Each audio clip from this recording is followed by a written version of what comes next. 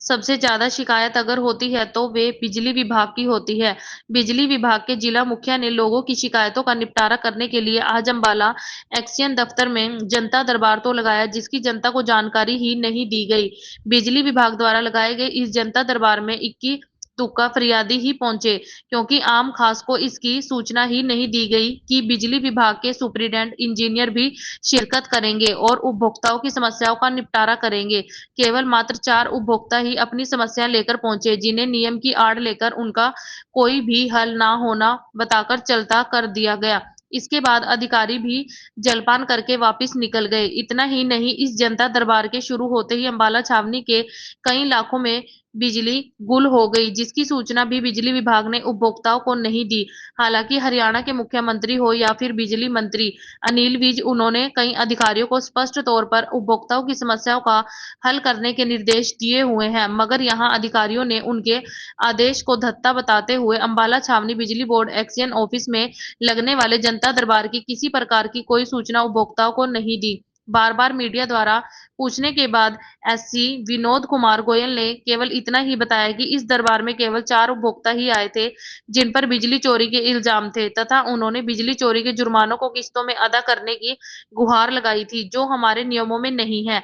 बस इतना बताकर ही एससी महोदय भी अपने दफ्तर की तरफ रवाना हो गए। Vinod Kumar Goyal, SC operation UHBVN Ambala.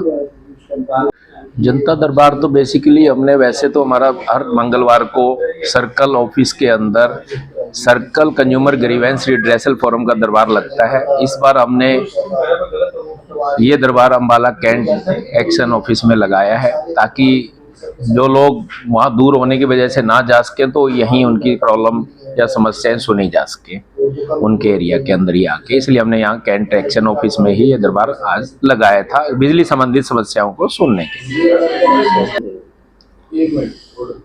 अभी जो 1-2 केस आए हैं उसमें यही बिजली चोरी को लेकर है, जिसके अंदर हमारी उसके अंदर उनकी डिमांड कुछ कम पेनल्टी या पार्ट पेमेंट या इस तरह से उनकी डिमांड है जो हमारे परव्यू में नहीं आती, वो हम नहीं कर सकते। पार्ट पेमेंट या जुर्माने को चेंज, जो इंस्ट्रक्शन है, जो प्रोसीजर है उसी के हिसाब से बनता है, और उसको चेंज करने की या उसको चोरी को पार्ट पेमेंट करने की ऐसी हमारी कोई इसमें पावर नहीं होती, तो इसलिए उसमें हम कुछ नहीं करते। मामला दर्ज तो चोरी के केस में हमारा एक एफआईआर होती है। इसमें अगर उसमें फर्स्ट टाइम है तो कंपाउंडिंग का प्रावधान है, कंज्यूमर का कंपाउंड कर सकता है, तो उसमें फिर वो चालान पेश नहीं होता।